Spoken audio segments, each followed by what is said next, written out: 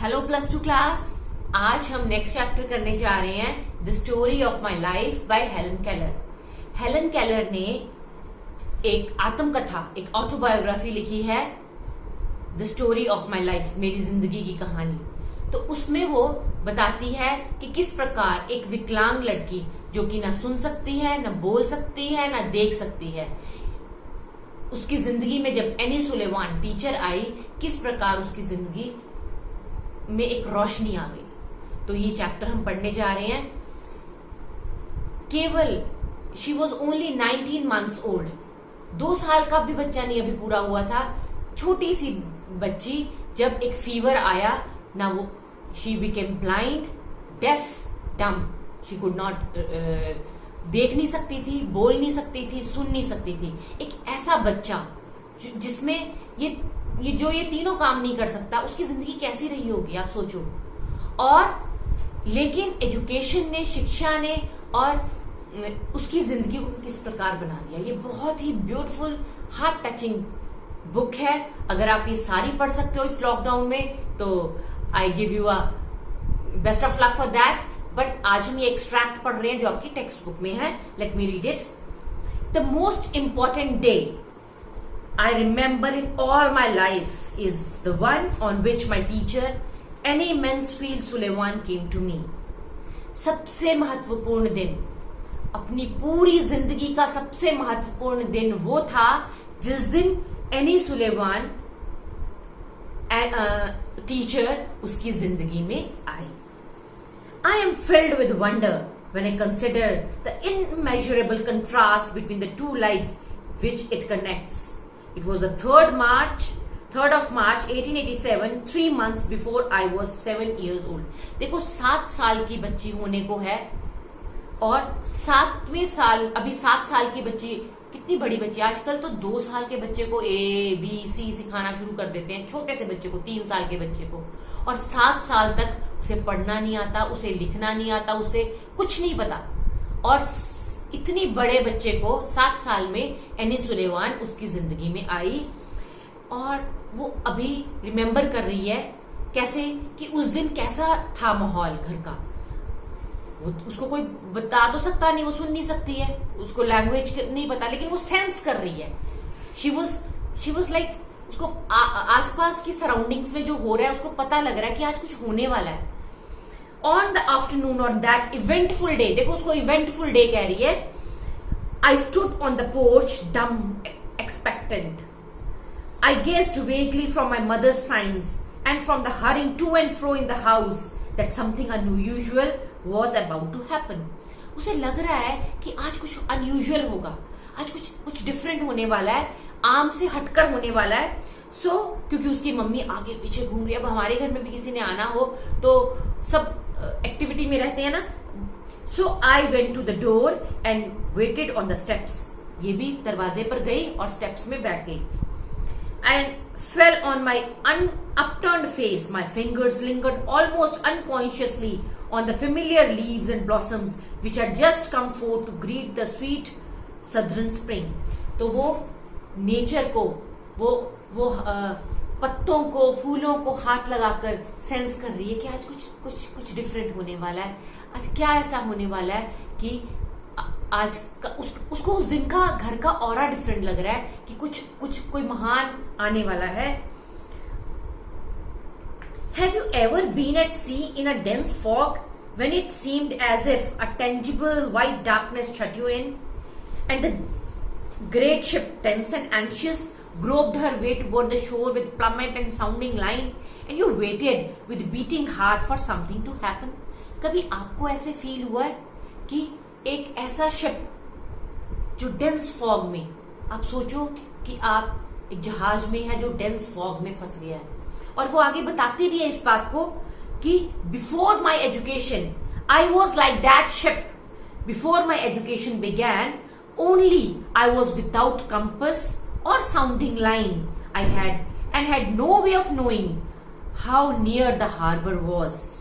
Light, give me light, was the wordless cry of my soul, and the light of love shone on me in that very hour. कहता मेरी जिंदगी education के बिना क्या थी, एक ऐसी शिप जिसका जो दिशा नहीं है, उसको दिशा सूचक होता है ना कि इस शिप को इस तरफ नॉर्थ जाना है या साउथ जाना है, तो उसकी जिंदगी को कोई दिशा नहीं थी एजुकेशन से पहले। और उसके अंदर की सोल की, आत्मा की क्या क्राई थी, क्या पुकार थी, लाइट, रोशनी। और वो रोशनी बनके कौन आया, एनी सुलेमान।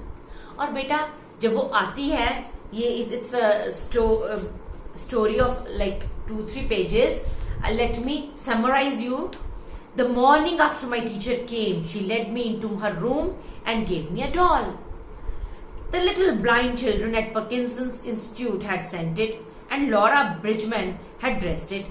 तो ये पहले एक स्कूल में भी पढ़ती थी, ब्लाइंड स्कूल में, लेकिन उसका अच्छा आउटकम नहीं था, उसको नहीं इतना आ रहा था, तो उसके पेरेंट्स ने उसको वापस बुला लिया. वहां के बच्चों ने, पार्किंसन के बच्चों ने उसको एक पर्किंस स्कूल के बच्चों ने एक डॉल दी थी उसको gift.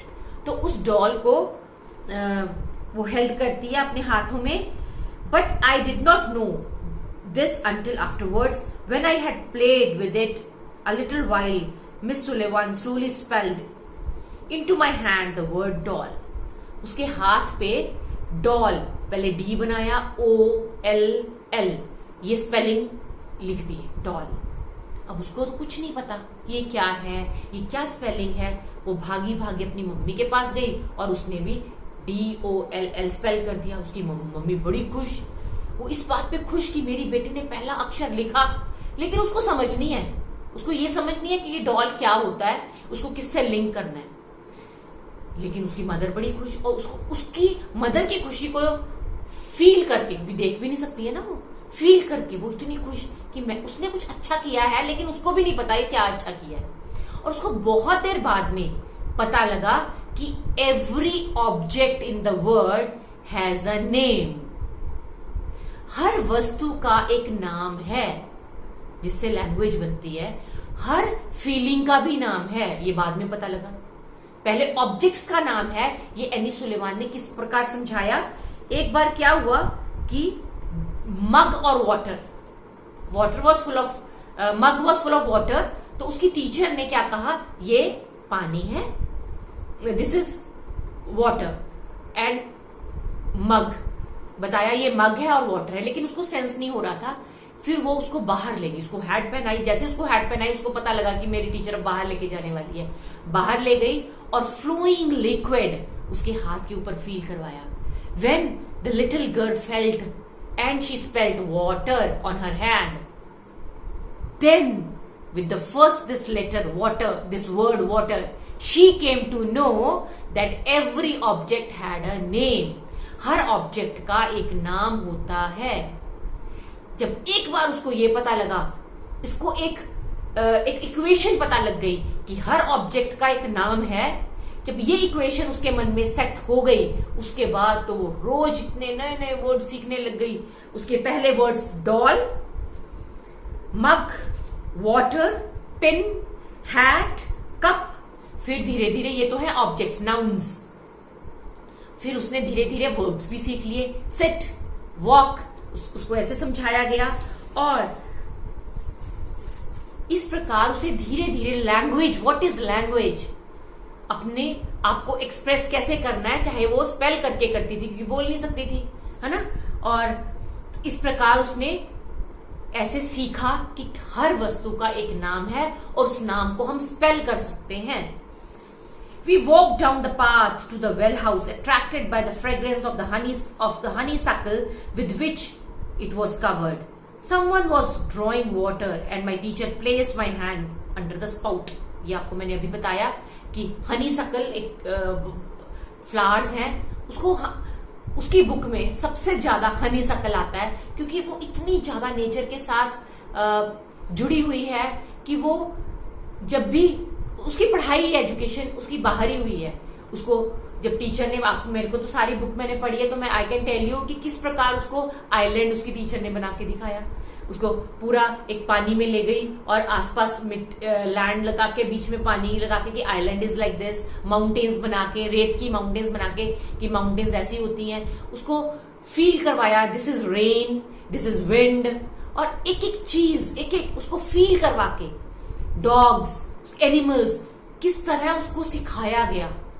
It's a beautiful journey. If you'll read this book, you will feel that you are with Helen Keller. You'll feel that kind of feeling you will have, that you are with having a cup of tea with Helen Keller. So, beta, I request you that go through this book, and if you can't go through that book, you can at least read this chapter with your heart and soul.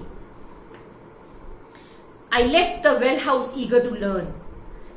Everything had a name, and each name gave birth to a new thought. हर वस्तु का नाम है और हर नाम एक विचार को पैदा कर देता है. As we returned to the house, every object which I touched seemed to quiver with life. अब वो सोचो, अंधी है, सुन नहीं सकती, बोल नहीं सकती, लेकिन कोई भी ऑब्जेक्ट, तो वो अपनी टीचर से पूछती, इसका नाम बता मेरे को, यहाँ पे स्पेल करो मेरे को नाम. कोई भी ऑब्जेक्ट को टच करती, इसका नाम बताओ, इसका नाम बताओ. उसने एक बार बोला है, इसमें तो नहीं है आपकी बुक में, लेकिन उसकी बड़ी ऑटोबायोग्राफी में है, उसने कहा है कि मैंने एक एक दिन में 50 वर्ड्स, 100 वर्ड्स एक एक दिन में लर्न किए. She just gobbled it down. उसने इतने सारे वर्ड्स को ऐसे लर्न किया. So the student was eager to learn and the teacher was ready to give. So it was a beautiful combination.